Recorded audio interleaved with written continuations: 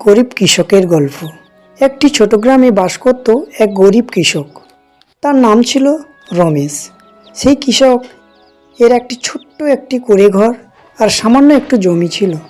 সারাদিন কঠোর পরিশ্রম করত সেই কৃষক এবং ঠিক মতন খাওয়া দাওয়াই তার জুটত না। তবুও সে ছিল সৎ আর খুবই পরিশ্রমী। একদিন সকালের মাঠে কাজ করতে গিয়ে রমেশ দেখতে পেল হঠাৎ একটি সুন্দর সাদা রাজহাঁস তার জমির পাশে বসে আছে। রাজহাঁসটি ছিল খুব শান্ত স্বভাবে আর ক্লান্ত। রমেশ মায়া করে সেই রাজহাঁসটিকে তার বাড়িতে নিয়ে এলো। সে ভাবল হাঁসটি মনে হয় পথ হারিয়ে ফেলেছে। তাই রমেশ সেই রাজহাঁসটিকে যত্ন করে খাওয়াতে লাগলো। অনেক দিন কেটে গেল। একদিন সকালে রমেশ ঘুম থেকে উঠে দেখে সেই রাজহাঁসটি একটি ডিম পেড়েছে, কিন্তু সেটি কোনো সাধারণ ডিম ছিল না, পুরোটাই ছিল সোনার ডিম। রমেশ প্রথমেই বিশ্বাস করতে পারল না। সে সেই দিন ডিমটা বাজারে নিয়ে গেল আর সত্যিই সেটা পরীক্ষা করলো যে সেটা সোনার ডিম।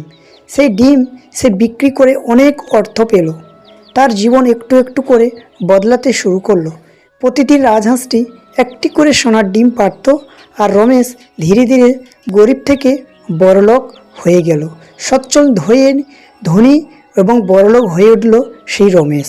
কিন্তু একদিন রমেশের মনে খুব লোভ ঢুকে গেল। সে ভাবতে লাগলো এই রাজহাঁসটি তো প্রতিদিন একটি একটি করে সোনার ডিম দিচ্ছে। যদি আমি এই হাঁসটির পেট কেটে ফেলি তাহলে আমি অনেক সোনার ডিম পেয়ে যাব।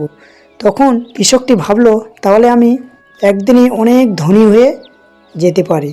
তার লোভ বিচার বুদ্ধিকে ঢেকে দিয়েছিল। একদিন রাতে রমেশ সিদ্ধান্ত নিল সে রাজহাঁসটিকে কেটে ফেলবে, যাতে একসাথে সব সোনার ডিম সে পেয়ে যাবে। পরদিন সকালে সেই রাজহাঁসটিকে সে হত্যা করলো, অর্থাৎ মেরে ফেললো। কিন্তু পেটের ভিতরে কোনো সোনার ডিম পেল না। সব কিছুই ছিল একদম সাধারণ। হাঁসটিও মারা গেল।